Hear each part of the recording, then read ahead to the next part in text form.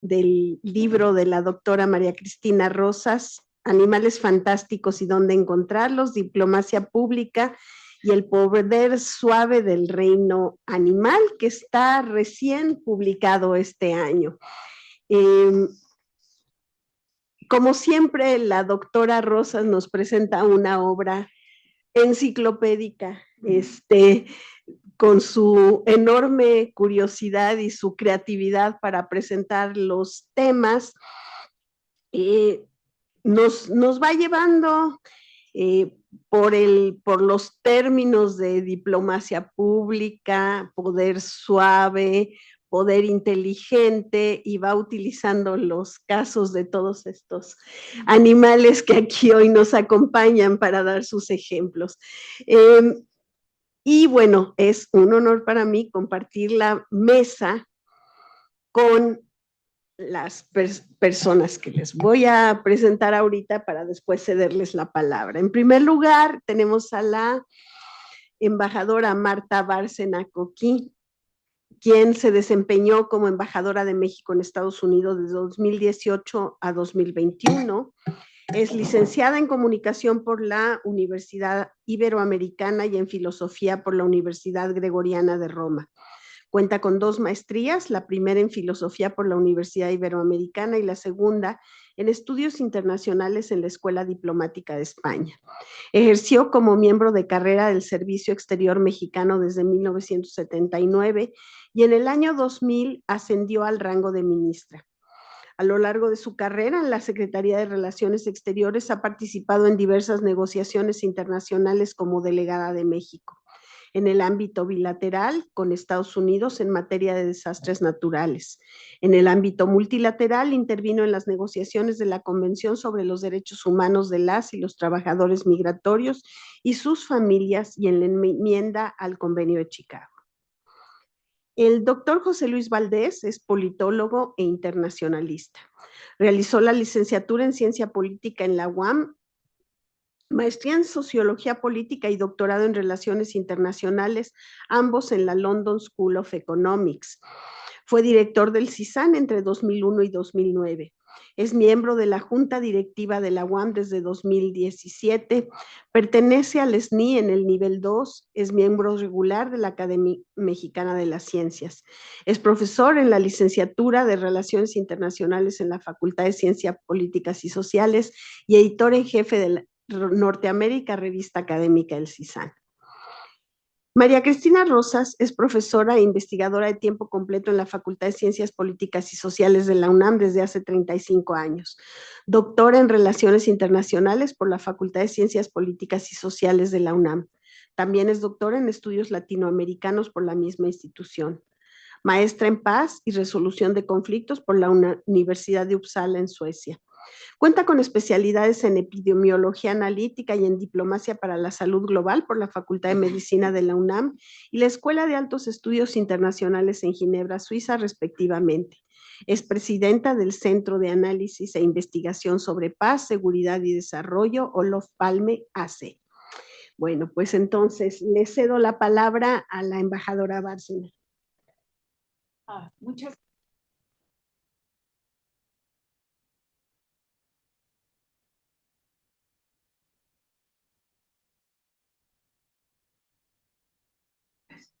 gracias. Es un verdadero gusto estar aquí con todos ustedes, pues para presentar yo le llamaría una provocación más de María Cristina.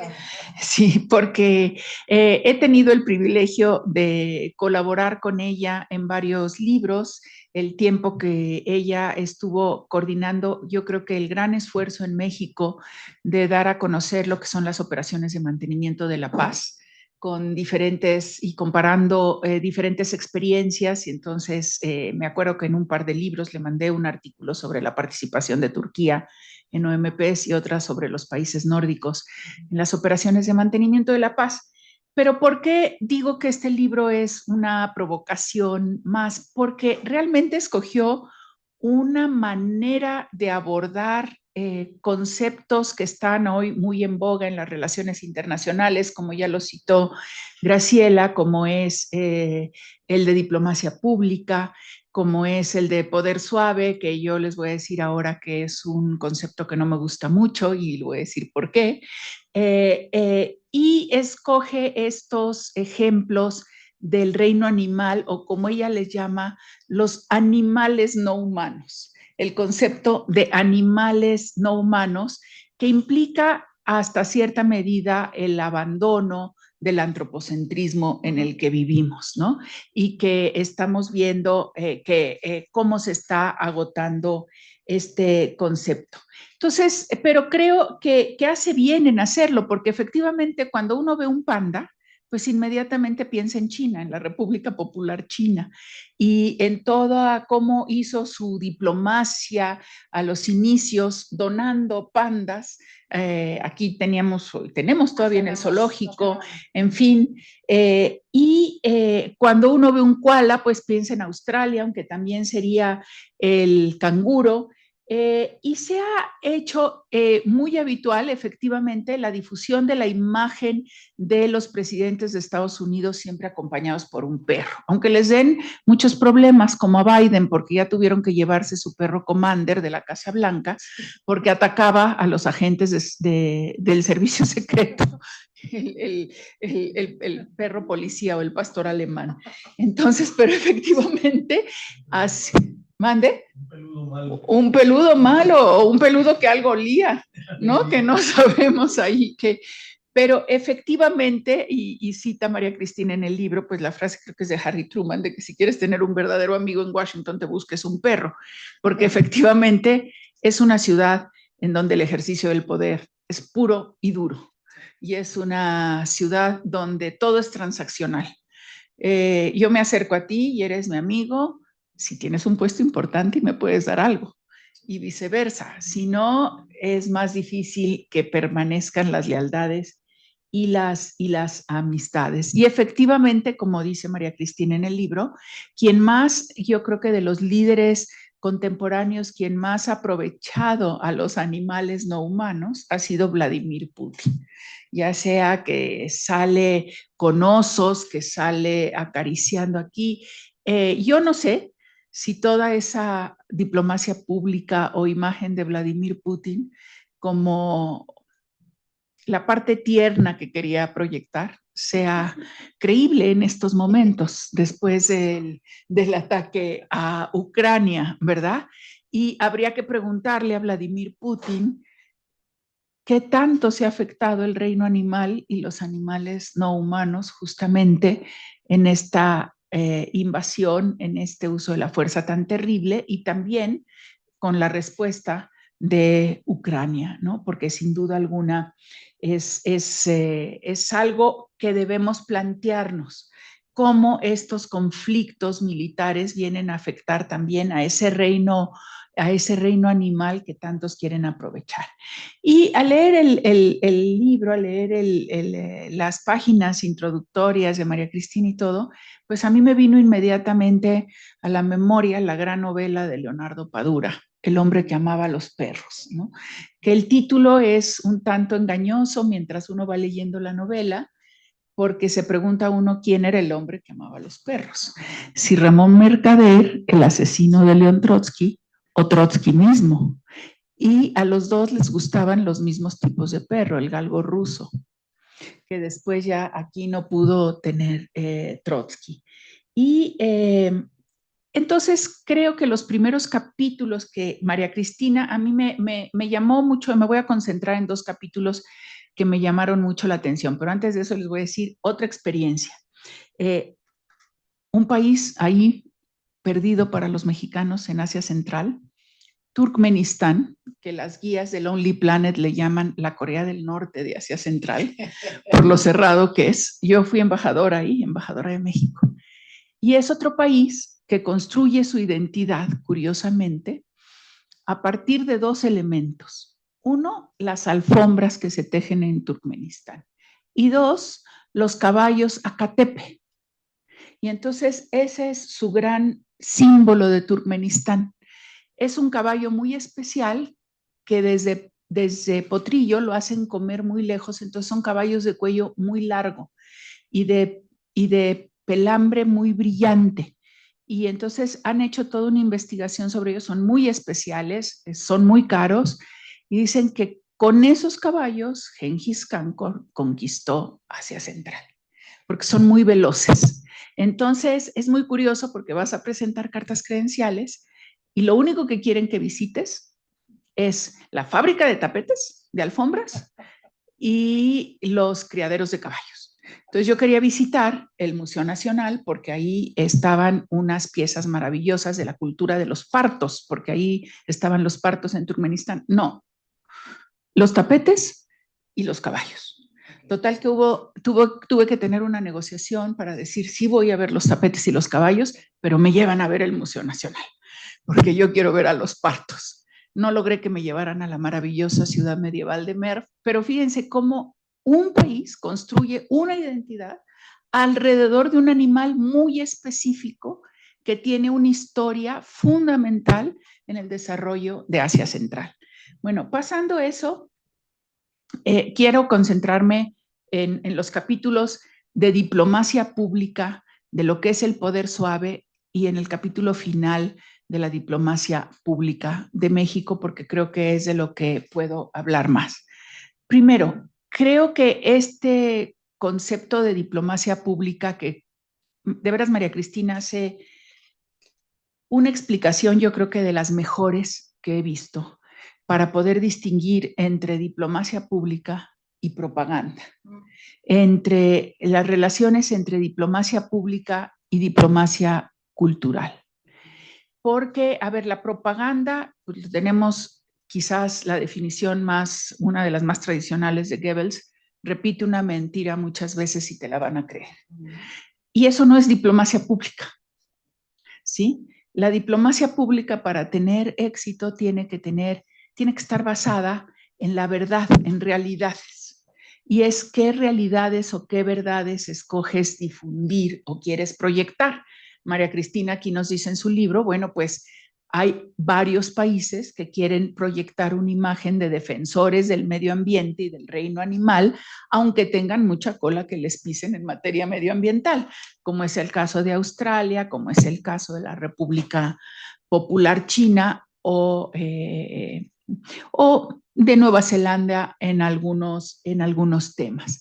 Después va narrando cómo son estos esfuerzos de diplomacia pública y cómo surge el concepto en la escuela de Fletcher, que no es un concepto, digamos, bastante nuevo en ese sentido, en comparación con los conceptos más ligados a propaganda, cuando se creó, por ejemplo, La Voz de América, Radio Free Europe, todos los mecanismos. Bueno, y ahora habría que preguntarse, por ejemplo, si Russia Today es un instrumento de propaganda o de diplomacia pública, ¿sí? Eso, o hasta dónde la BBC puede ser considerado un instrumento de diplomacia pública. Porque Estados Unidos pues no tiene cadenas públicas más que la National Public Radio, que no sale, y PBS, el Public Broadcasting System, pero que no tienen una cobertura mundial. ¿Hasta dónde Al Jazeera es una agencia de noticias, un instrumento de diplomacia pública de Qatar o un instrumento de propaganda, según con quién hables o quieran? Yo creo que no son propaganda, aunque tengan elementos en algunos temas. Y cita que hasta la Cancillería creó una oficina de diplomacia pública. Y aquí quiero hacer un análisis específico, y lo ligo con el capítulo final de diplomacia pública en México. Alguna vez nuestros cancilleres en las reuniones anuales organizaban mesas con expertos, y un día nos llevaron, creo que fue Claudia Ruiz Massieu, a Ian Bremmer, uno de los, pues es Euro-Asia, tiene una consultora muy famosa. Y lo llevaron después de pagarle un estudio sobre la imagen de México en el mundo y qué se podía hacer. Y entonces las conclusiones de Ian Bremmer en esa reunión, de las que yo me acuerdo, seguramente habría más, es: uno, México tiene una imagen en el mundo por debajo de su potencial, porque prevalece la imagen de violencia, de inseguridad, de incertidumbre, cuando México es uno de los países que mejor se podría, digamos, vender en el mundo. Él usaba mucho el concepto de marca país, que a mí no me gusta mucho porque un país nunca puede ser una mercancía para vender. Puede tener elementos de que pueda usar las técnicas de mercadotecnia, pero un país y un país como México es mucho más que una marca, ¿sí? Porque su riqueza humana no se puede vender en mercadotecnia. Pero decía, a ver, los países que tienen mejor imagen en el mundo y que también tienen esta marca país mejor, son los países que se consideran necesarios. Entonces, ¿por qué es necesario Estados Unidos? Pues por su poder o estabilidad. ¿Por qué es necesario Italia, que tiene muy buena imagen?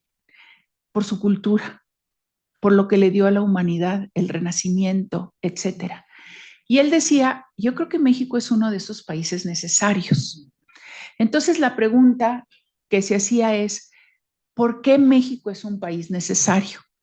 Y la respuesta de la mayoría de los presentes, de los embajadores, ahí dijimos, pues básicamente por su cultura y su población, ¿sí? Porque pocos países en el mundo tienen la variedad y riqueza cultural de México, similar a Turquía, a Italia, que grandes culturas antiguas, milenarias, pero después un periodo que ahora se desconoce, pero que fue también esplendoroso, el periodo virreinal, porque tenemos gentes como Sor Juana Inés de la Cruz, como Carlos de Sigüenza y Góngora, que no se pueden desconocer, como la arquitectura del centro de la Ciudad de México, y después este México contemporáneo, también uno de los países con mayor riqueza en biodiversidad en el mundo, con mayor variedad y oferta de diferentes climas, todo.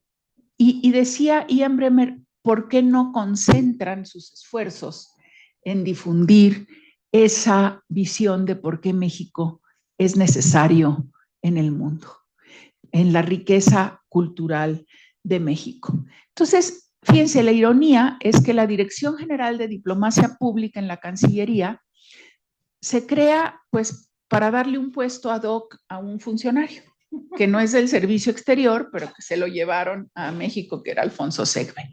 Y al mismo tiempo se da este enorme debate sobre el nombramiento de la Agregada Cultural de México en España, después del escándalo con Jorge Hernández, y la Dirección General de Relaciones Educativas y Culturales o de Cooperación Educativa y Cultural se queda acéfala y sigue acéfala.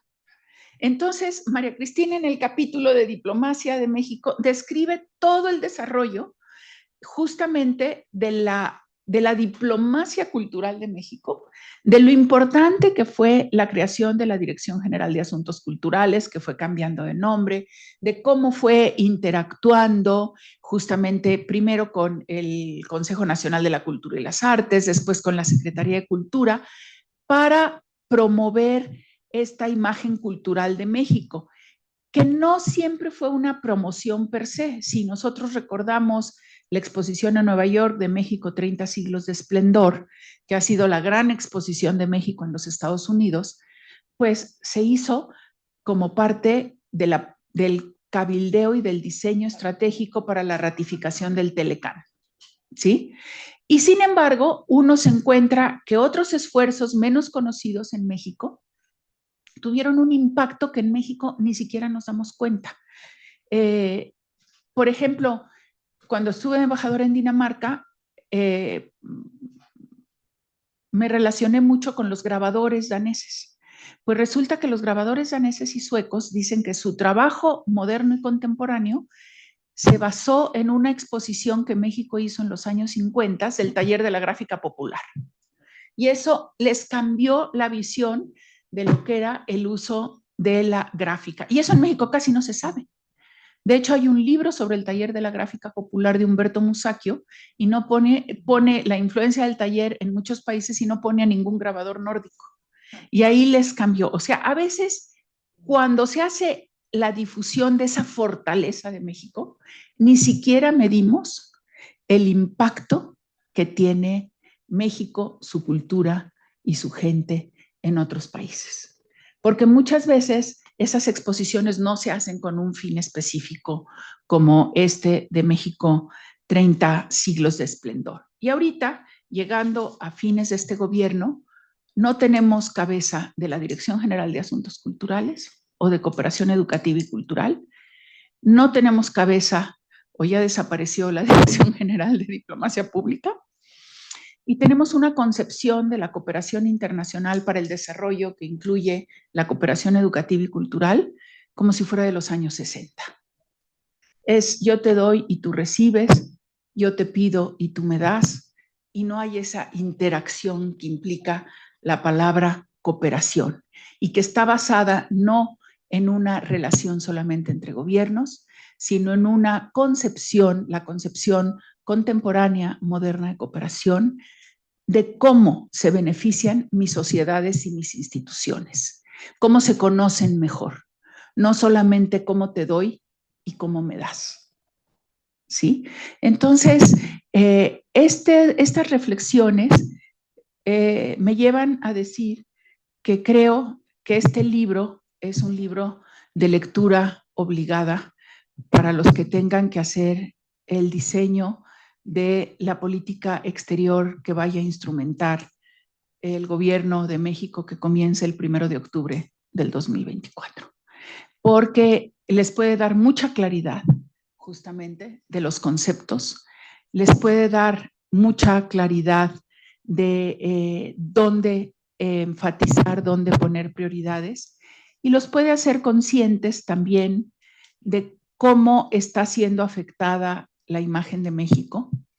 Está prevaleciendo la imagen negativa de México en el mundo global, de inseguridad, de crimen, y se está dejando a un lado esta imagen de una gran potencia cultural como es México, pero de un país que también no está poniendo la suficiente atención a la protección de su medio ambiente. No les puedo decir la cantidad de protestas que teníamos cada semana en la embajada por la vaquita marina. Bueno, y lo difícil que fue coordinar en México a las instituciones que tenían que ver con la protección de la vaquita marina. ¿Y quién se echaba la pelota? Hasta que por más esfuerzos que hizo la embajada y que estuvo trabajando con la Cancillería, con Semarnat, realmente no se pusieron las pilas hasta que llegaron las sanciones de CITES. Es decir, hasta que CITES, la convención que está orientada a la protección de las especies en vías de extinción, dijeron, a ver, ya es intolerable, el gobierno de México nos dice que está haciendo muchas cosas y no está haciendo nada, o cuando menos esa era la percepción, y entonces ya cuando llegan las sanciones de CITES, que no iban a afectar solamente a la pesca del Alto Golfo de California, esas eran ya las sanciones estadounidenses, sino a muchos productos de exportación mexicanos, entonces sí, ya nos pusimos las pilas. El ajolote a nivel internacional creo que no ha tenido todavía esa repercusión, pero sí tenemos esa responsabilidad. Y tenemos la responsabilidad de, obviamente, la protección de tantas otras especies, en, por ejemplo, la selva lacandona, en especies también vegetales que no están suficientemente bien cuidadas. Alguna vez fue a Turquía un biólogo, un especialista en botánica de la UNAM, a montar el parque de cactáceas en una expo que Turquía organizaba en Antalya. Me decía, mire, embajadora, una de las especies más importantes de México de cactáceas está en Tamaulipas, ya no podemos entrar ni siquiera a recolectarla porque está controlada por el crimen organizado. Entonces, en todo este diseño o discusión sobre la diplomacia pública, sobre cómo ayuda o no a un país la imagen de vincularse con un animal no humano, que en México, pues, María Cristina escogió el ajolote, quizás porque no se quiso meter en la vaquita marina. ¿Ya para qué? Bueno, dicen que quedan 8. Bueno, pero vamos a ver, la vaquita marina, el cuatí, que afortunadamente sí quedan muchos. Hay que reflexionar muy bien que no es solo un ejercicio de mercadotecnia, de marca país, de propaganda, sino que implica, como dice María Cristina en su libro, un ejercicio de compromiso con una política medioambiental, y que significa un cambio de perspectiva y que en este momento parece que esta discusión sobre la política medioambiental de México, sobre la política en materia de biodiversidad, con la casi desaparición de la Conavio, ha pasado a un segundo plano, y todo esto va a tener consecuencias, ya está teniendo y van a ser mayores en la imagen de México en el exterior. Y le van a reducir también su capacidad de interlocución y de ser un socio confiable en las negociaciones sobre temas que tienen que ver con estos asuntos que María Cristina pone muy bien en este libro. Creo que México sí tiene toda la potencialidad de ser un campeón en diplomacia cultural, en diplomacia pública, en de ser uno de los, de veras, de los grandes países. Lo somos, más bien de proyectar esa imagen del gran país que somos en estas áreas, pero tenemos muchas asignaturas pendientes que este libro nos refleja con mucha claridad. Gracias.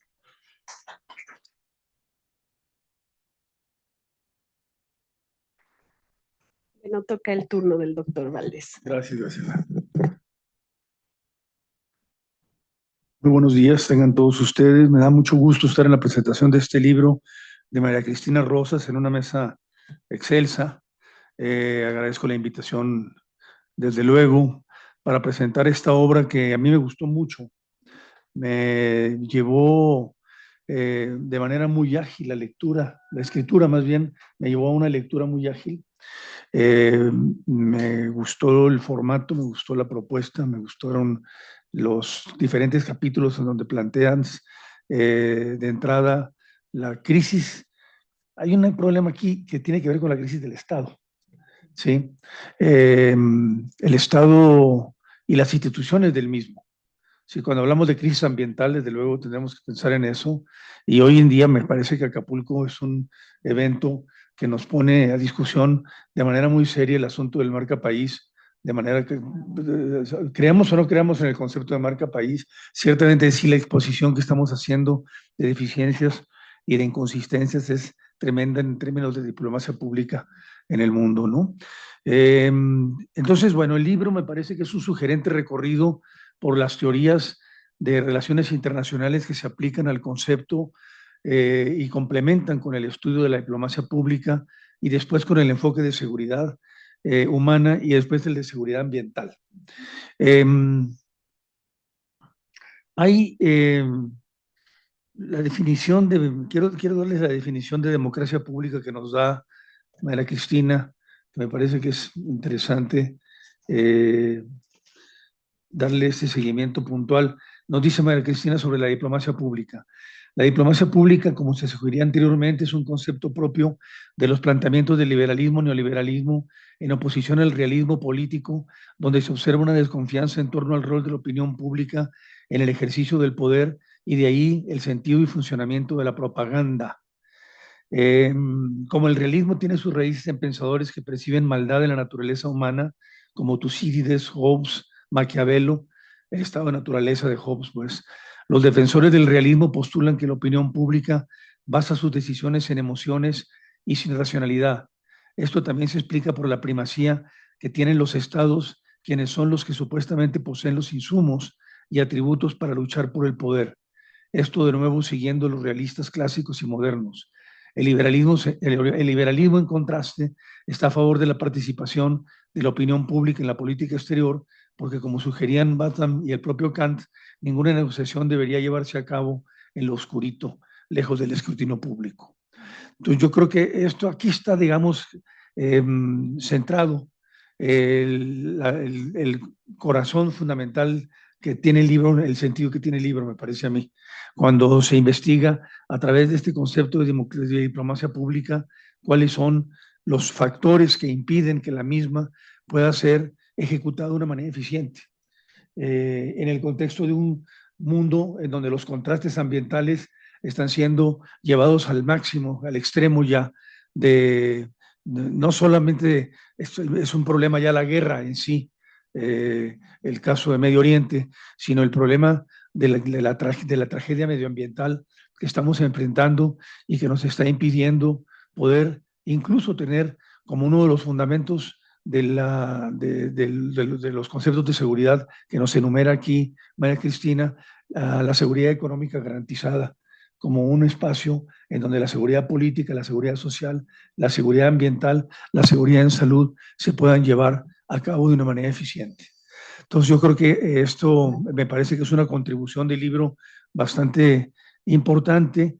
Me gusta cómo en el primer capítulo, cómo María Cristina se encarga de llevarnos de la mano para analizar desde el realismo, el liberalismo, el constructivismo y cómo estos elementos han estado alojados en un estado que cada vez ha quedado más vacío que nunca y con más incapacidad para poder resolver asuntos de política pública como la política ambiental.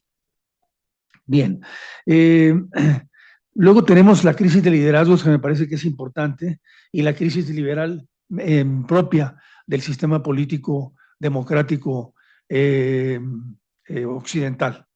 Esos vacíos en la democracia liberal nos han llevado a una crisis, a una erosión del Estado que ha sido generalmente sustituida por nuevas tecnologías de la información para poder lograr adentrarse y penetrar espacios públicos y privados que ciertamente el Estado ya no tiene capacidad de acceder debido a su propio desgaste y su propia decadencia endógena.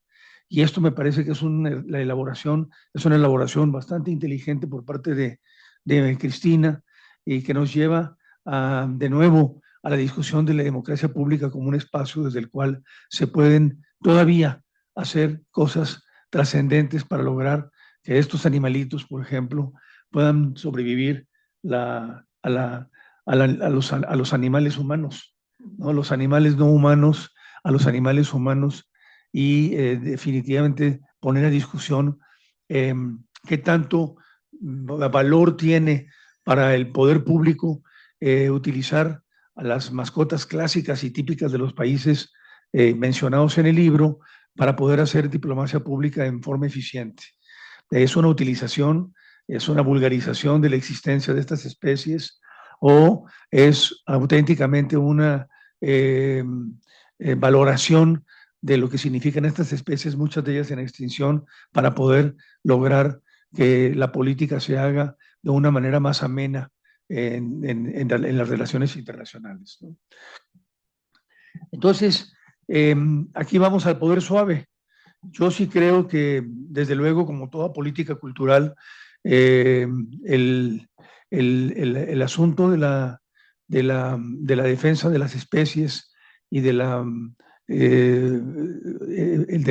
proyección de animales como los que se mencionan en el libro, nos pueden dar una capacidad enorme para poder compenetrar las estructuras políticas y sociales de otros países que permitan también hablar de acercamiento de posiciones con respecto a temas que son caros, como el tema en general, prácticamente todos los temas de la crisis ambiental y de la seguridad ambiental que estamos viviendo y que nos llevan cada vez más a una situación de límite bastante tremenda por el hecho de que estamos realmente en un momento de descomposición ambiental y societal que hace peligrar prácticamente todos los factores de poder y todos los factores de interacción y de cohesión social que son fundamentales de mantener en un momento como el actual.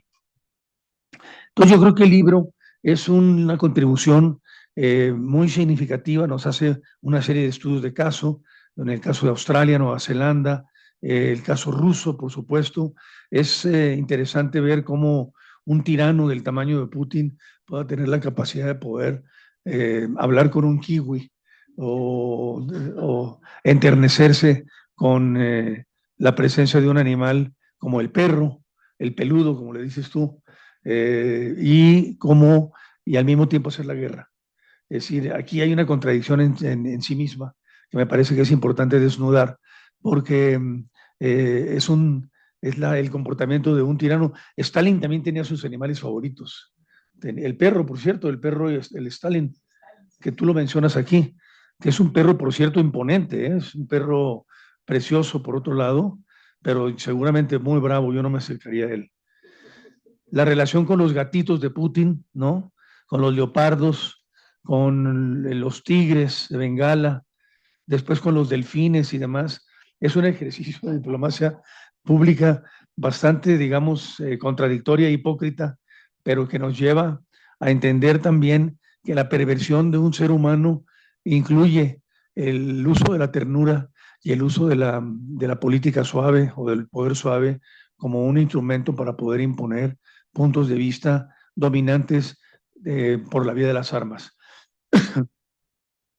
Es interesante la anécdota de Merkel, ya la había yo escuchado, cómo utiliza el perro Putin para amedrentar a Merkel en la visita que le hizo al Kremlin en aquella ocasión, y no se lo quitó encima el famoso labrador, la labradora negra, esta Connie, que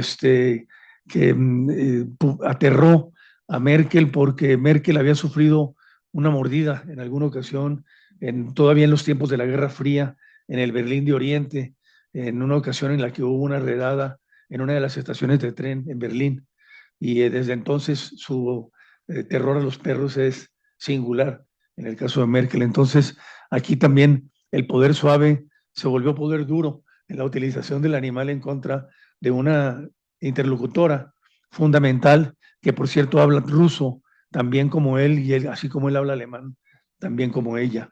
Entonces es una contradicción, ¿no? Pero de todas maneras vale la pena interesarse en la anécdota para darse una idea de por dónde se utilizan los símbolos nacionales o los espacios de autogestión cultural, si se puede decir así, a través de la crianza de perros o de mascotas para poder hacer presencia en un encuentro bilateral como este que ocurrió en aquella ocasión.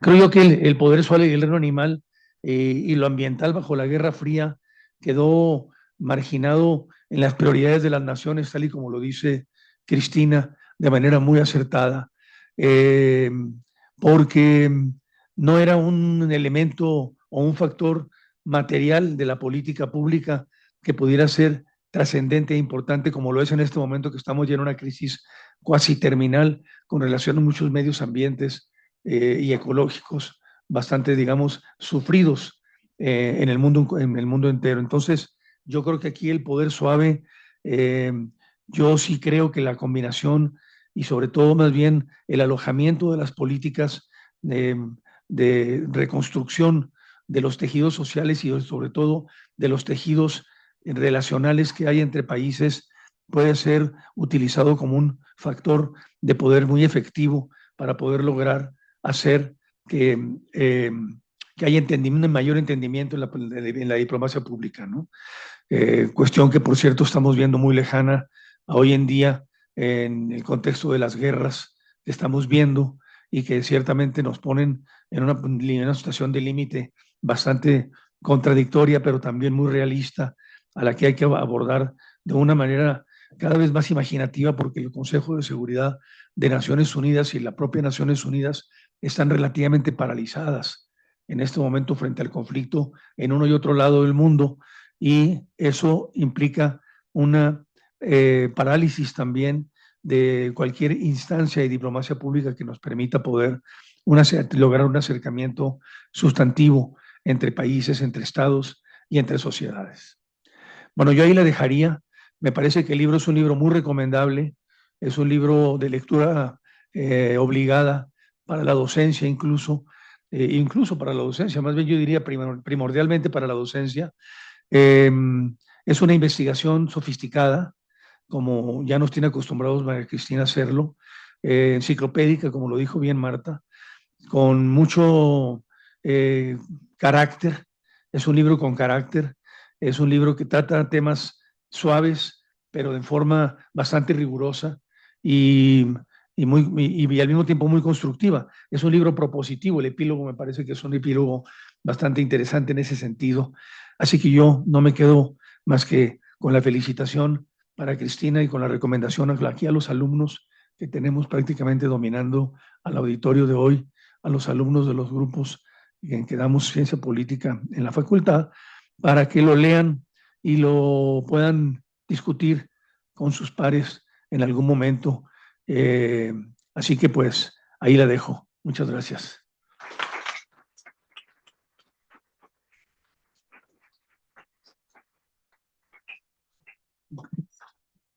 Y ahora le damos la palabra a la autora.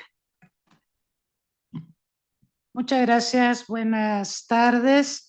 En primer lugar, quiero agradecer a la doctora Graciela Martínez Salce por la hospitalidad para presentar esta obra aquí en el CISAN. Quiero agradecer a la embajadora Marta Bárcena, quien prologó la obra y quien proporcionó muchos elementos que yo valoré a la hora de desarrollar la investigación. Y también agradezco al doctor José Luis Valdés, porque yo empecé a publicar como pequeños anticipos de esta obra en medios de comunicación.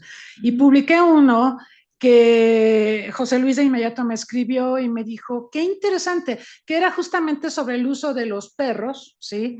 En la política doméstica de Estados Unidos, ¿no? Como en la historia de Estados Unidos todos los presidentes, salvo Trump, tenía que ser Trump, claro, han tenido un perrito, ¿no? Trump decía que era ridículo tener un animal y él usaba la palabra perro para referirse a sus adversarios políticos. De hecho, él usaba esa terminología, ¿no? Y de hecho en las elecciones en donde contendieron Biden y Trump, el Partido Demócrata se amparó mucho en que no hubo perros en la era de Trump, no hubo perros en la Casa Blanca, y toda la campaña de los precandidatos demócratas era llevemos de vuelta perros a la Casa Blanca, imagínense. Y en Twitter aparecían todos los precandidatos, Biden, Buttigieg y otros más, con sus perros y le preguntaban al público, ¿cuál te gusta más? Algo así como para invitar a voten por mí y este será el perro, el primer perro, ¿no? El perro que estará en la Casa Blanca, ¿no? Es la trivialización de la política, ¿no?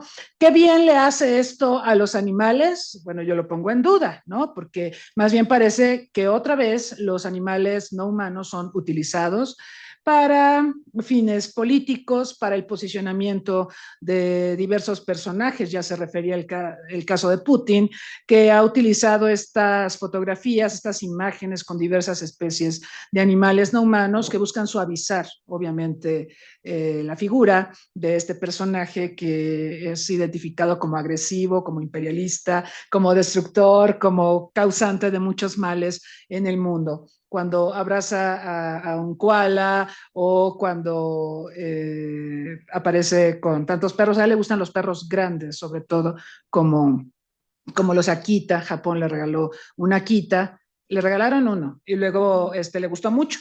Y luego le quisieron regalar otro, pero como Japón quería negociar cosas con Rusia, Putin le dijo, no, ya no quiero otro Akita, con el que tengo está bien, ¿no? Suficiente. Entonces, para que vean la moneda de cambio, ¿no? Que pueden representar los animales no humanos en la política nacional o en la política internacional. Bueno, les quiero contar un poco por qué escribí este libro, qué fue lo que me motivó y también que contiene, ya quienes me antecedieron en el uso de la palabra han manifestado buena parte de los aspectos conceptuales, teóricos que abarca la obra. Y bueno, yo comienzo con la parte conceptual, justamente el tema de diplomacia pública, el tema del branding. Decía la embajadora que no le gusta el branding, pero al mismo tiempo hablaba de los países necesarios. Y bueno, efectivamente los países tienen la necesidad de hacerse notar en el mundo para conseguir cosas, para conseguir turistas, inversión, en fin, muchas cosas, ¿no? Entonces, el branding, ahí yo creo que se podría utilizar, bien llevado, claro, para conseguir cosas del mundo. Hay muchos países que pueden caer, digamos, no quiero decir en la obsolescencia, pero digamos en lo no necesario en la agenda internacional. Miren, les cuento rápidamente. Hace años yo conocí a la doctora Martínez Salce cuando yo presidía la Asociación Mexicana de Estudios Canadienses. Y ahí esta asociación era financiada, recuerdo, por el Consejo Internacional de Estudios Canadienses del Gobierno de Canadá. Canadá financiaba asociaciones de estudios canadienses en todo el mundo para que estas asociaciones divulgaran qué es Canadá, la importancia de su política exterior, la importancia de su literatura, de su cine, de diversos rasgos que Canadá quería que se conocieran para que se le viera en el mundo. Digo, Canadá es un país poco poblado, ustedes lo saben, es un país que vive a la sombra de Estados Unidos, es un país que tiene incluso problemas de identidad nacional bastante serios. Entonces, bueno, el gobierno de Canadá financiaba a estas asociaciones de estudios canadienses, pero cuando llegó Stephen Harper, cuando llegó el gobierno conservador, se acabó el financiamiento a estas asociaciones de estudios canadienses en el mundo y creo que se perdió una beta que Canadá había venido desarrollando precisamente para impulsar su imagen en el mundo. Eso era diplomacia pública, ¿sí? Diplomacia del people to people, ¿no? O sea, financiada por un gobierno como el canadiense, pero dirigida a sociedad civil, a organizaciones que estudiábamos a Canadá. Lo menciono porque la diplomacia pública hay que construirla, precisamente en este mundo tan globalizado, donde hay actores protagónicos o porque se portan bien o mayormente porque se portan mal. Rusia es protagonista porque se porta mal. China es protagonista porque tiene una pujanza económica indiscutible. Estados Unidos es protagonista, aunque está viendo muy reducidos sus márgenes de maniobra a medida que pasa el tiempo, porque, bueno, es un país que ha dominado al mundo, que tiene bases militares por todos lados, que tiene alianzas por todos lados y que todavía pesa en las relaciones internacionales y en el ejercicio del poder a nivel internacional. Pero hay otros países que no tienen esos atributos y que tienen que buscar la manera de hacerse presentes en el mundo, de decirle al mundo somos necesarios y somos países que podemos generar ciertas dinámicas y desarrollar ciertas agendas que benefician al planeta. En este momento estamos efectivamente ante una crisis de las instituciones, la crisis del modelo neoliberal y la crisis de liderazgos, con la salvedad de que hay algunos liderazgos en el mundo, no son los que más nos gustan, pero China, Xi Jinping es un líder, Putin, perdón, pero es líder, es malvado, pero es líder. Y Biden, pues pobrecito, ¿verdad? Lo vemos, yo quiero verlo como líder, pero por ejemplo en esta crisis de Medio Oriente realmente le ha costado un trabajo, ¿no? Y esta crisis de Medio Oriente también la podemos explicar en parte por todos estos reacomodos geopolíticos. Un Estados Unidos que declina, una China que tiene negocios con todos, un Putin que tiene una base militar en Siria, que tiene alianzas con Irán. Entonces hay reacomodos que muestran el costo que tiene para el mundo esta crisis de liderazgos, esta crisis del modelo liberal y esta crisis de las instituciones. Ya no hablo de Naciones Unidas porque creo que es más que evidente que está muy desgastada, está por cumplir 80 años y está verdaderamente desgastada. Bueno, en este mundo, con todos estos problemas, son muchas las cosas que nos dividen como comunidad internacional y son muy pocas las que nos generan consensos. Y a la hora en que yo estaba escribiendo este libro, yo me quedé pensando, bueno, ¿cuál o cuáles serían los temas que generan consensos? Porque estamos polarizados respecto a prácticamente todos los temas, los ODS, la pandemia, que si la creó China, que si no, que si hay que vacunarse, que si no. Estamos polarizados respecto a si Estados Unidos es líder o no, si lo vamos a apoyar o no, si mejor nos aliamos más con China. Estamos polarizados sobre una multitud de temas, los ODS, ¿no? Hay quien dice hay que cumplirlos como sea y hay que financiarlos porque están muy maltratados por la pandemia y por todos estos conflictos que acontecen en el mundo y que le quitan recursos a la agenda de los ODS, pero hay gente que dice, pero ¿para qué nos preocupamos? Los ODS siempre tratan de temas que nunca hemos logrado gestionar adecuadamente a nivel multilateral. Entonces, viendo todo esto, yo pensaba, bueno, tiene que haber algún tema que convoque y que en general la comunidad internacional acepte que es importante, y llegué a la conclusión de que ese tema, en general, es el ambiental. ¿Sí? Hay detractores de la agenda ambiental, sí los hay negacionistas del cambio climático, Trump y toda esa camarilla, y no solo Trump, hay gente que dice que es un mito, que la Tierra ha vivido transiciones climáticas antes y se ha sobrepuesto, pero creo que tenemos demasiadas evidencias científicas que apuntan a una verdadera hecatombe. En el tema de biodiversidad, lo decía la embajadora, la CONABIO, que es una entidad que justamente gestiona la agenda de biodiversidad, o gestionaba, porque la han debilitado mucho en esta administración. La CONABIO fue, por ejemplo, responsable de que aparecieran todos los animales en la nueva edición de billetes de pesos mexicanos, ¿sí? Es responsable de que tengamos los ajolopesos, por ejemplo, en el billete de 50, y a la ballena azul, y a la mariposa monarca en el de 100, etcétera, ¿no? Es una forma, creo, muy inteligente de sensibilizar a la población. Acuérdense que la moneda es una expresión soberana, de sensibilizar lo que tenemos, por un lado, y también sensibilizar respecto a la agenda ambiental. Todas las especies que aparecen en esos billetes están en problemas, están amenazadas, ¿no? Entonces es una forma de sensibilizar. Pero bueno, yo llegué a la conclusión de que la agenda ambiental posiblemente, independientemente de los negacionistas, sea la menos polarizante, posiblemente. Y entonces, enseguida, pasé a revisar lo que hacen los países, no todos, claro, el libro ya es bastante grande, pero sí tomé algunos estudios de caso. El caso de Australia con el koala, el caso de Nueva Zelanda con el kiwi, el caso de China, que tiene una política muy bien armada alrededor del panda, el caso de Ruanda, con el gorila de la montaña, una especie que estaba en extinción en los 80, y luego con el genocidio pues más, porque hubo más tráfico de gorilas, pero que ahora el presidente Paul Kagame utiliza como moneda de cambio para mostrarse preocupado por la agenda ambiental, para atraer turistas y también para apoyar el desarrollo nacional y quitarle a Ruanda la imagen barbárica de la que se hizo acreedora con el genocidio, ¿no? Entonces, utilizo estos casos, utilizo el caso mexicano también, y voy narrando, primero, bueno, de qué especie se trata, en qué partes del país o países se encuentran, y explico cuál es la política ambiental de los países. Y encontré un elemento, un denominador común. Todas estas especies son protegidas, todas están amenazadas, todas las que vemos aquí y otras más, pero el denominador común es que en general el registro ambiental de los países estudiados en la obra es muy lamentable. China ha hecho del panda un tesoro nacional, es una especie altamente protegida. Quien le haga daño a un panda puede recibir hasta la pena de muerte en China, ¿ok?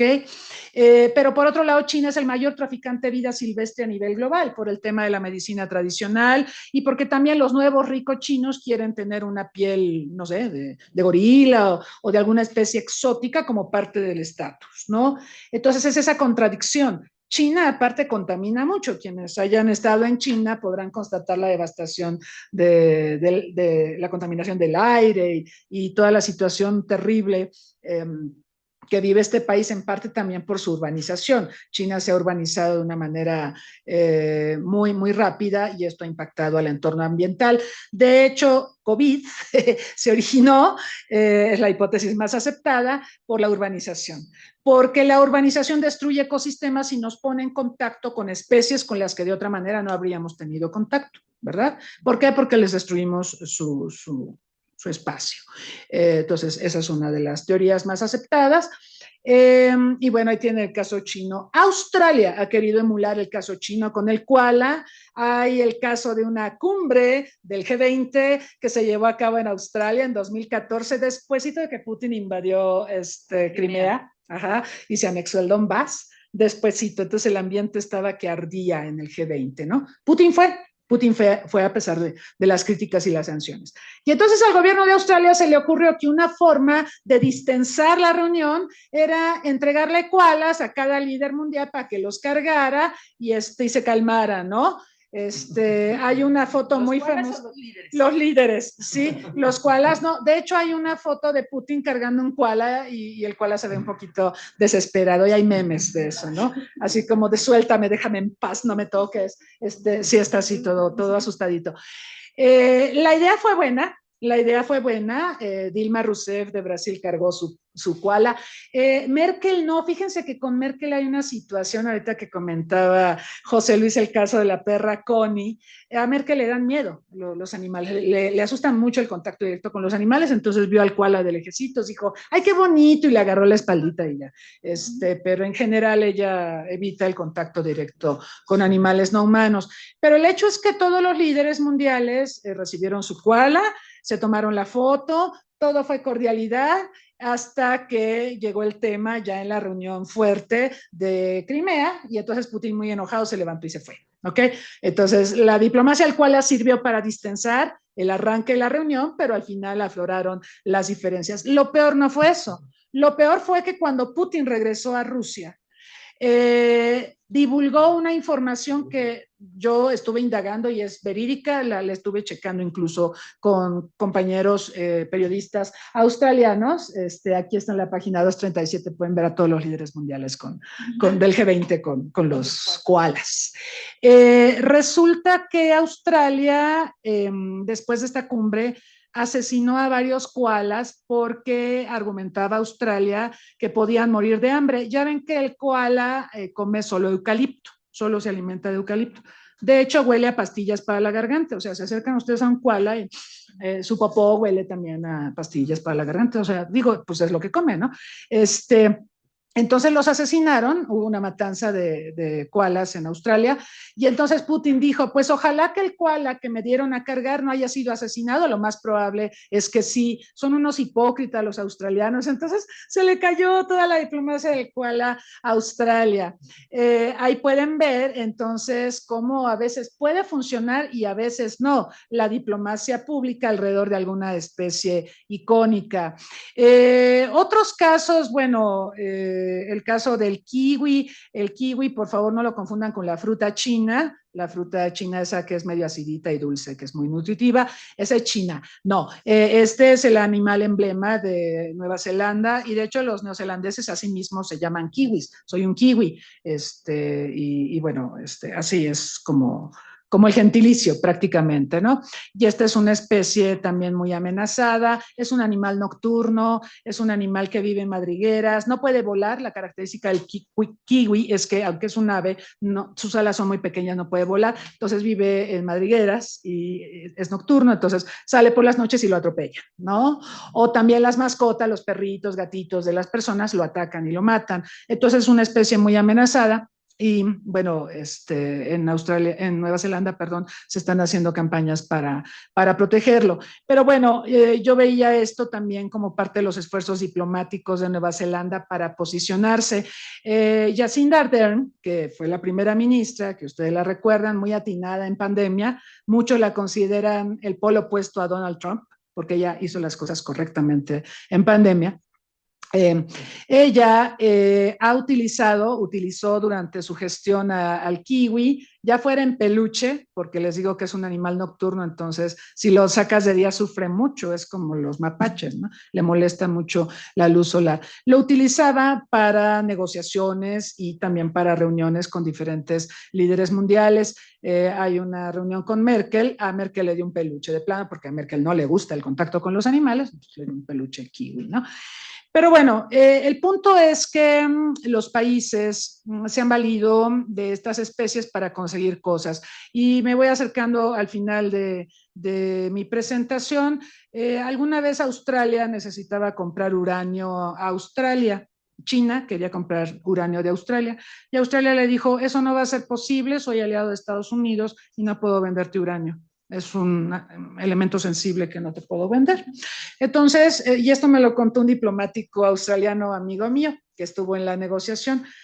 China insistía, quiero que me vendas uranio, y Australia, no te puedo vender uranio, tendría yo un conflicto con Estados Unidos si te vendo uranio. Bueno, está bien. En una de las negociaciones llegan unas personas también de China con la delegación y le ofrecen a Australia lo siguiente. Le dicen, oye, ¿no te gustaría tener 2 panditas en un zoológico en Australia? Serías el único país en el hemisferio sur en tener panditas. Nosotros te los podemos alquilar porque recuerden que ya no se pueden regalar ni vender, solamente se arriendan por 15 años a $1 millón cada uno, y si nace un bebé pandita en el tiempo en que está en el zoológico, el pandita bebé es propiedad de la República Popular China. O sea, es un negocio redondo para China. Pero si hay un animal que alguien quiere tener en el mundo, pues es el panda, ¿no? Es el animal más adorado, es el símbolo de la conservación internacional.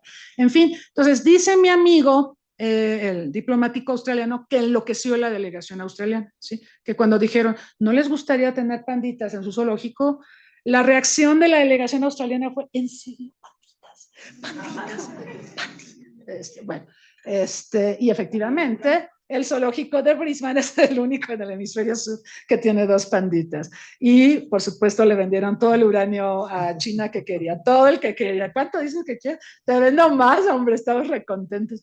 Entonces, imagínense, ¿no? Ese es un buen uso del panda. Lo que hizo Australia lo hizo mal, ¿no? O sea, quiso emular el trabajo que hace China con los pandas, utilizando al koala, lo hizo muy mal. Bueno, para terminar, decirles, la realidad es que la diplomacia pública ha cambiado. En general, la diplomacia pública ha buscado ganar las mentes y los corazones de las audiencias a nivel internacional para que los países un poco mitiguen la mala imagen que poseen. Yo creo que todos los países tienen un esqueleto en el closet. La realidad es que todos tienen algún punto, alguna historia tenebrosa, y la diplomacia pública, ahorita se hablaba de la imagen internacional de México, que es mala por la inseguridad y demás. La diplomacia pública te podría ayudar para que la imagen de México cambie, ¿sí? La imagen internacional, y se vea menos lo malo y se vea más lo positivo. La gastronomía, la música, nuestras zonas arqueológicas, en fin, efectivamente tenemos todo para ser potencia cultural, lo único que falta es una estrategia de posicionamiento, ¿no? Si no tenemos, o sea, si tenemos la instancia en relaciones exteriores para diplomacia pública y no tenemos un responsable para desarrollar diplomacia pública, creo que eso está muy mal, ¿no? Hay países que son mucho menos que en México, lo digo con todo cariño, el caso de Nueva Zelanda. Nueva Zelanda es chiquitito y Nueva Zelanda se ve mucho más en el mundo de lo que es, de verdad. De verdad, yo creo que esto empezó con El Señor de los Anillos, con Peter Jackson, que filmó esta película con los escenarios espectaculares en Nueva Zelanda. Luego el equipo de rugby le ha hecho un gran favor a Nueva Zelanda porque son campeones del mundo, los All Blacks. Luego pues viene obviamente el posicionamiento ambiental. Nueva Zelanda se parece mucho a México en la agenda de desarme, son muy pro desarme ellos, eso es poder suave. Y por supuesto el Sauvignon Blanc.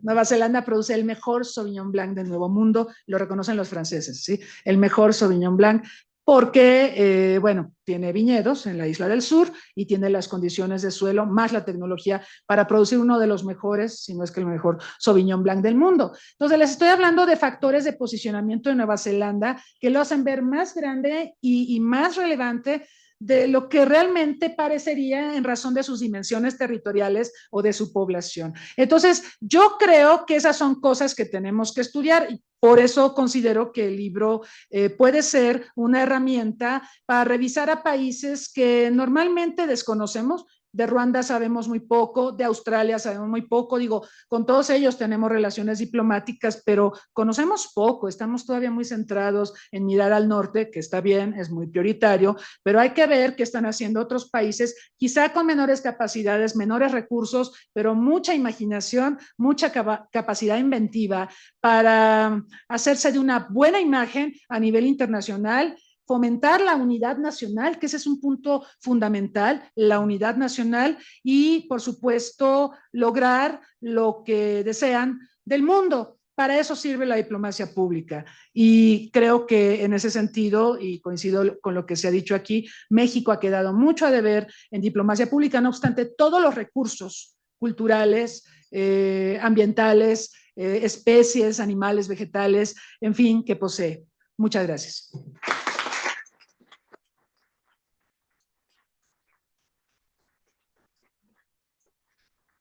Pues ha sido una espléndida presentación a la altura del libro. Muchas gracias.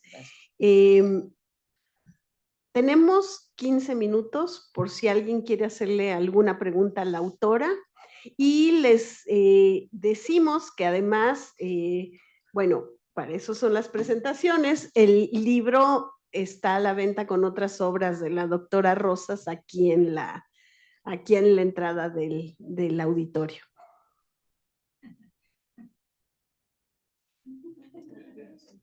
¿Sí? ¿Nadie tiene preguntas? Por favor. A ver, es para el YouTube. No, digo, el micrófono se requiere para el YouTube, para que se escuche en el YouTube. Sí, era una pregunta de, bueno, no sé tan informada de culturas latinoamericanas, pero te han entendido que ellos tenían mucho, las hispánicas, aquí en nuestra tierra, de cuidar mucho el medio ambiente, y estaban los baños, también para el tatuaje, me parece. Entonces casi no vemos eso en la diplomacia mexicana, está muy abandonado todo el hispánico. No, sí voy a comprar el libro ahorita. Es quincena, sí es cierto. Ya algo que salga de Sí es cierto, lo prehispánico está muy abandonado, y creo que eso nos puede dar un posicionamiento increíble. Mire, yo fui alumna de Yuri de Gortari en la Escuela de Gastronomía Mexicana, y trabajábamos mucho la cocina prehispánica. Para mí fue un descubrimiento, fue algo formidable. Pero no es lo único, la gastronomía prehispánica, sino los valores, la cosmogonía, ¿no? Cómo veían ellos al mundo, la relación con diversas especies, ¿no? El jaguar, ¿no? Y bueno, tantas especies icónicas.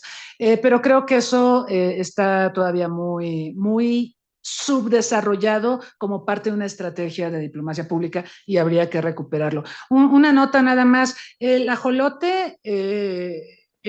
bueno, hay ajolotes en toda América del Norte, en Canadá, en Estados Unidos y en México. En México hay varias especies de ajolotes. El de los 50 pesos es el de Xochimilco.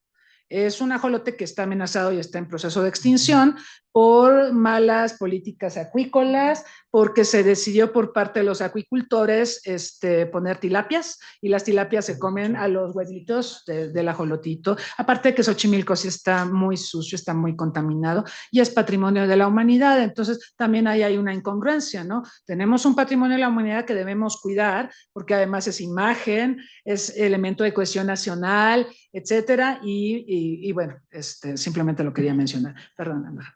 No. Fíjate, respecto a lo prehispánico, yo creo que no está tan abandonado. Lo que pasa es que no se hace suficiente difusión. A ver, yo te puedo decir por experiencia que la mayor parte de las exposiciones mexicanas que salen al exterior son prehispánicas o lo que piden los museos Frida Kahlo.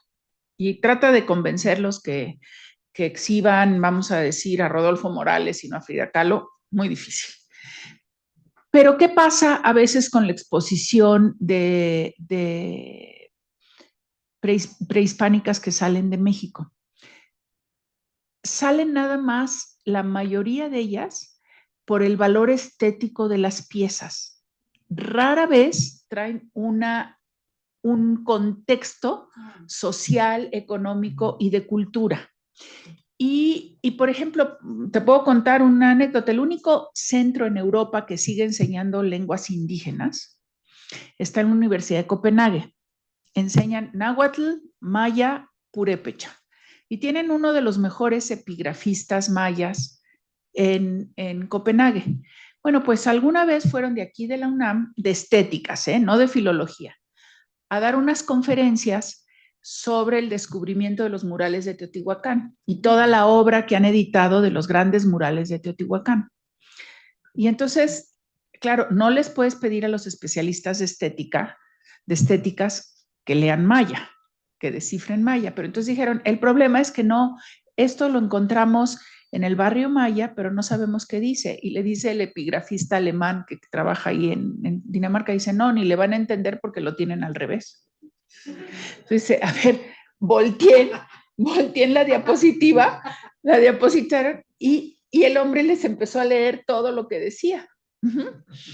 Y entonces, a raíz de eso, surgió la firma de un convenio entre la Universidad de Copenhague y Estéticas de la UNAM para colaborar en todo el desciframiento de la epigrafía maya. Y la gran nahuatlata danesa, Una Sanger, ahí, que es una filóloga excepcional, debe de tener ahorita ya más de 90 años, ella tiene una teoría de los murales de Teotihuacán. Dice, esos murales no son pintura, es una forma de escritura parecida a la música, porque dice, miren cómo tienen algunos glifos que son parecidos a los que se usan posteriormente en la cultura en la cultura azteca, porque los teotihuacanos, el nombre mismo de Teotihuacán no es el nombre original del lugar, es el nombre que le pusieron posteriormente, ¿no? Y entonces empezaron a surgir ahí los temas y también una firma con el INAH, y entonces la Universidad de Copenhague manda gente a las excavaciones del INAH constantemente. ¿Alguien lo sabe? Casi nadie, pero ahí están. Y la colaboración de esos centros, de ese centro europeo con el INAH y con Estéticas de la UNAM ha sido muy importante. Entonces, eso es, uno, no sabemos dar a conocer lo que se está haciendo, porque sí se hace y sí hay interés, ¿sí? Y dos, a veces cuando mandamos las exposiciones tienen nada más un criterio estético, no tienen un criterio de explicación de la cultura mexicana en todas sus diferentes dimensiones, no solo en el valor estético. Eso pasó con la exposición de los aztecas, eso ha pasado con... Ahora, las piezas son extraordinarias, ¿sí? Pero si no les das el contexto, pues no atraes necesariamente el interés del público al que están dirigidas. Entonces, creo que sí se podría hacer lo que tú dices, un esfuerzo en el diseño de que si vamos a sacar, vamos a decir exposiciones de las culturas prehispánicas, vamos a suponer todo lo que se ha encontrado en el Tren Maya, porque se va a hacer un gran problema de imagen en el exterior. Va a ser, pero gran problema de imagen. Entonces, ya lo es, por eso, por el daño ambiental. En todo caso, que se explicara o se tratara de explicar qué es lo que se ha investigado o descubierto de lo que eran las prácticas medioambientales mayas en esa zona. Porque entonces te da otro contexto. Pero tienes que tener un diseño, no nada más una ocurrencia. Ahora se nos ocurre que vamos a sacar una exposición de esto porque eso es lo que tiene la Secretaría de Cultura disponible, ¿no? Entonces, eso es lo que falta. O sea, el potencial, como dice María Cristina, todo está ahí, como dice José Luis, todo. Lo que falta es un diseño, una visión, una idea de futuro y vinculada a la diplomacia pública con esa visión de futuro y de diseño de política exterior. ¿Dónde estamos? ¿A dónde queremos ir? ¿Sí? Y hay que rehacer muchas cosas. Ayer, por ejemplo, oía a algún colega ahí en la Ibero que decía, es que sí, Estados Unidos está en declive, sí, hasta cierto punto.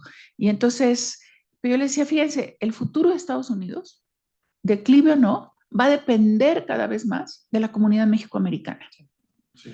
Y de la comunidad hispana. Entonces, a México, a ver, nos interesa decir que el futuro donde está la comunidad mexicana tan fuerte, que es una población mayor a la de Colombia, nos interesa decir entonces, sí, Estados Unidos está en declive, todo mal, si una parte de nuestra población está allá, y si pasamos al concepto de nación extraterritorial, en donde ya no somos 130 millones, sino 166 o 170, yo creo que no.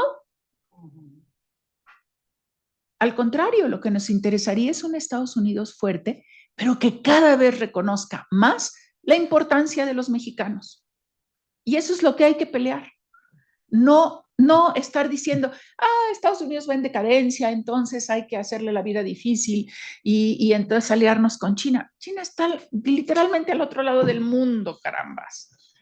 Y ahí tenemos nuestra comunidad, esa comunidad que está cambiando el rostro de Estados Unidos y de México.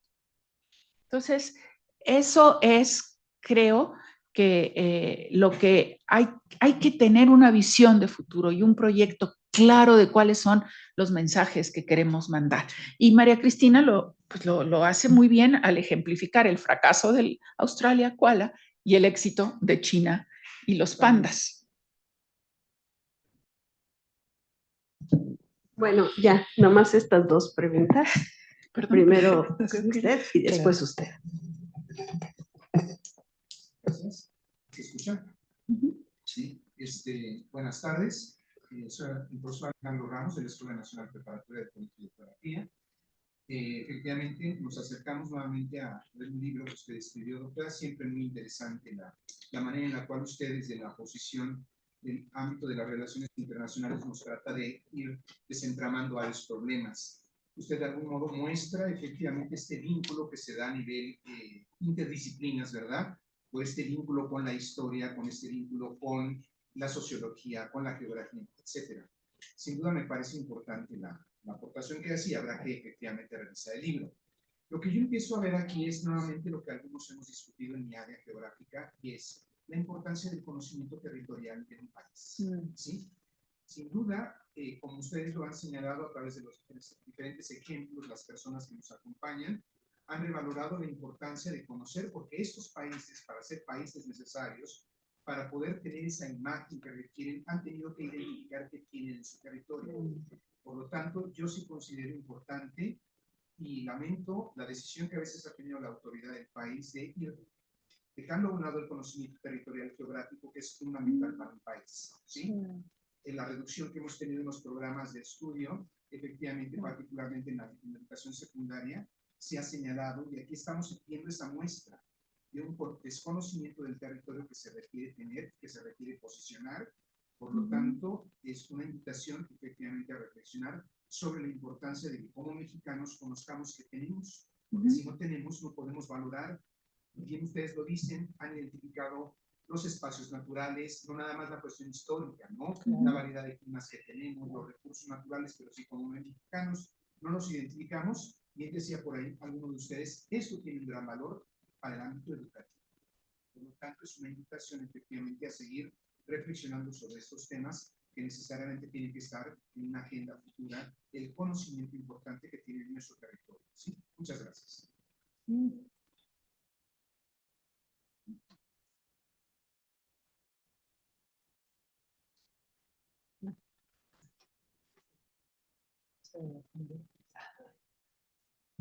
Bueno, sí, ¿verdad? Hola, muy buenas tardes, días. María Fernanda Aquino, estudiante de Relaciones Internacionales en la Facultad de Ciencias Políticas. Realmente me parece muy interesante, profesora, cómo es que lo llevó a cabo. Cuando nos invitaron a venir a la presentación, cuando dicen animales fantásticos y dónde encontrarlos, sí o sí te vas a Harry Potter. Sí o sí la referencia te lleva a Harry Potter, realmente. Y posteriormente a ello, cuando lees el título Diplomacia Pública y Poder Suave del Reino Animal, me imaginé muchas cosas antes de llegar a lo que estamos viendo, y me gustaría resaltar un punto que tocaron hace unos momentos, que era el branding de los estados. Me parece, a consideración de lo que digan mis compañeros y los demás presentes, un concepto muy innovador y muy interesante. Ahora sí. Gracias. Bueno, sí. Y me parece un concepto muy innovador y muy interesante, justamente porque al estar reflexionando de todo lo que ustedes comentaban en la presentación del libro, este branding se hace a través de los animales. Inclusive el cómo se presentan los propios estados en sus banderas, en estandartes, escudos, en todo. Los animales están presentes y es algo que no se ha tocado, y la importancia que tiene esto al cómo se presentan, cómo se venden a sí mismos estos estados. Entonces, no es solamente coincidencia el hecho de que Estados Unidos se presente como un águila. No es coincidencia que en México también sea un águila, no de la misma especie, pero también tenga esas connotaciones, ¿no? Entonces, como esta parte de la naturaleza en los aspectos de los estados, creo que es algo que no se toca en relaciones internacionales, que no es algo que sea como... que se le dé la importancia que tiene. Entonces me parece muy, muy digno de recalcar que es un tema muy innovador para mí, realmente me gustó mucho. Y también mi pregunta, bueno, era mi comentario en general, pero mi pregunta también me encaminaba a que si el ajolote también entonces es una moneda de cambio de parte del gobierno de México en la diplomacia exterior. Y ya, gracias.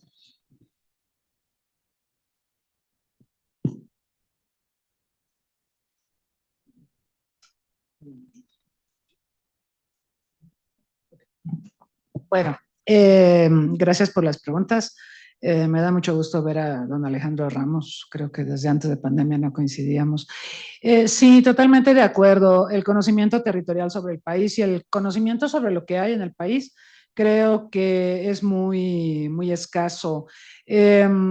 Hace algunas semanas estuve en una conferencia con una bióloga de la UAM que hablaba sobre cómo se están extinguiendo especies que ni siquiera sabemos que existen, ¿no?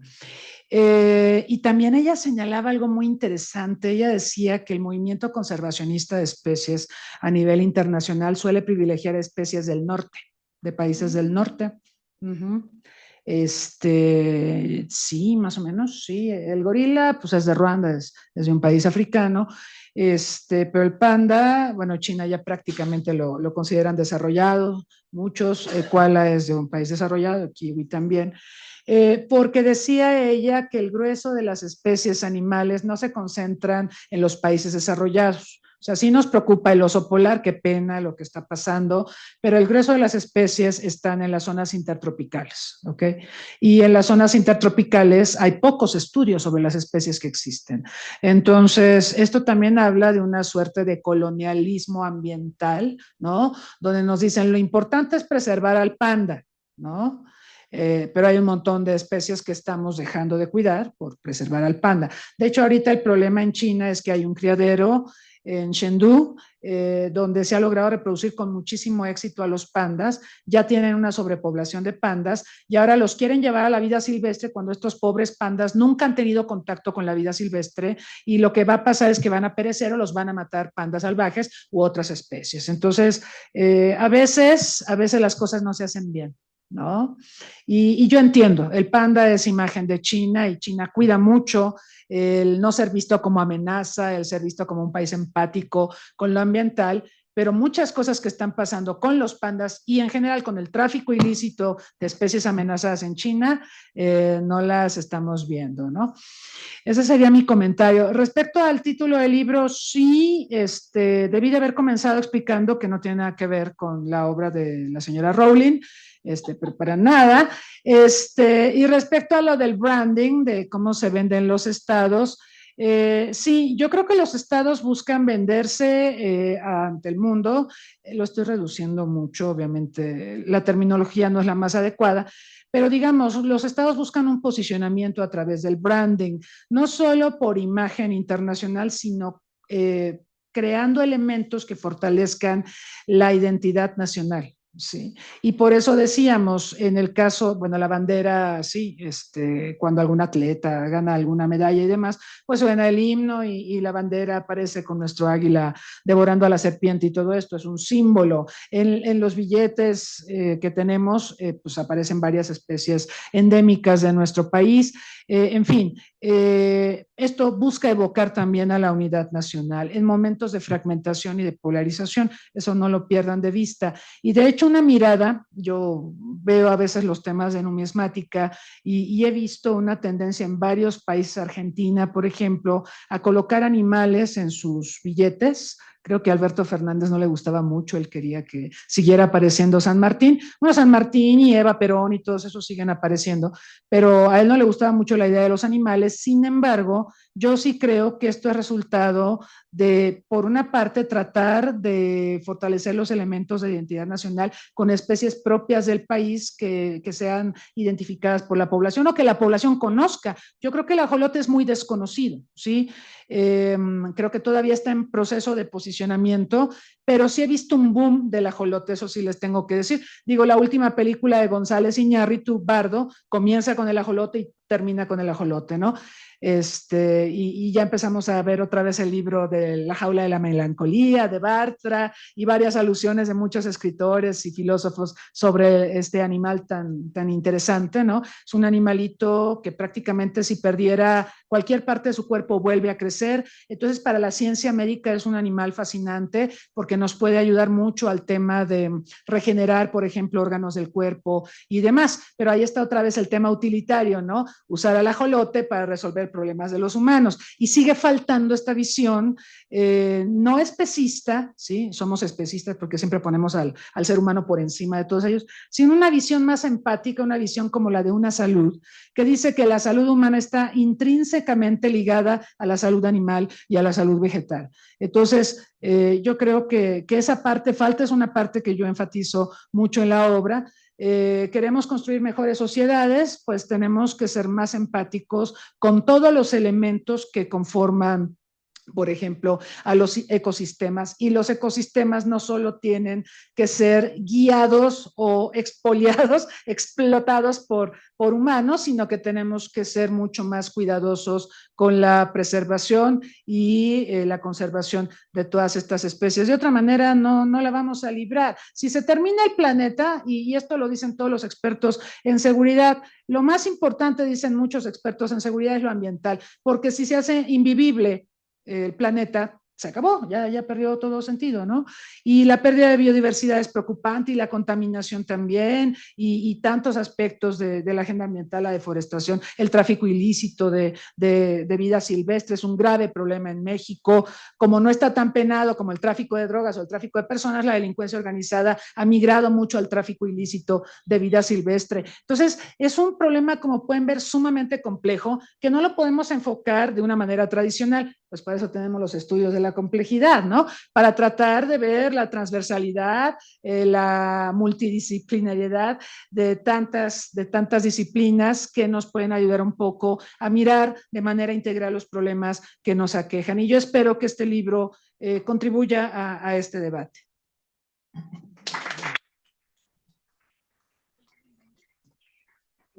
Pues aprovechando aquí la presencia de mis colegas tan apreciadas y apreciados, voy a dar un aviso parroquial. Junto con el Programa Universitario de Estudios de Asia y África, la semana próxima hemos organizado un curso que se llama Estados Unidos en la configuración geopolítica de Medio Oriente. Digo, creo que en la situación actual, que cada vez que prendemos el radio, que vemos las noticias, nos horrorizamos por lo que está pasando en Medio Oriente, es muy importante que podamos tener una apreciación informada, muy informada, para poder saber qué, ¿no? Y entonces, bueno, les voy a contar, va a suceder del 6 al 13 de noviembre en línea y vamos a tener una primera sesión con la doctora Rosas, repaso histórico, los antecedentes y el origen del conflicto. Después, geopolítica de Medio Oriente con el doctor Moisés Garduño, la Facultad de Ciencias Políticas. La que sigue es Estados Unidos y sus relaciones con Israel y Palestina, con el doctor Valdés de aquí del CISAN. Después hay otra, las posibles rutas a la resolución del conflicto, con el doctor Roberto Cepeda, que por aquí andaba, también del CISAN. Y luego, para terminar, una que creo que es poco... un tema que nos causa siempre mucho enigma, el activismo de las mujeres en Palestina, con la doctora Erika Aguilar de la Facultad de Ciencias Políticas, y después va a haber una mesa de cierre con no solo las y los académicos aquí presentes, sino con más invitadas e invitados. Entonces, de verdad, pues las y los invito a que se inscriban, las revisen en la página del CISAN, del centro, están las instrucciones para inscribirse, es en línea, así es que no van a sufrir en las tardes con las posibles lluvias. Y creo que es muy pertinente que en este momento pues sepamos qué es lo que está sucediendo con este mundo convulsionado que estamos mirando estos días, ¿no? Y pues muchas gracias por haber venido, muchas gracias por alegrarnos la mañana de Halloween. Y bueno, pues allá están los libros por si quieren ver el índice. Por si ya cobraron, para que lo compren. Y los esperamos en nuestro curso y en los siguientes eventos. Gracias. Gracias.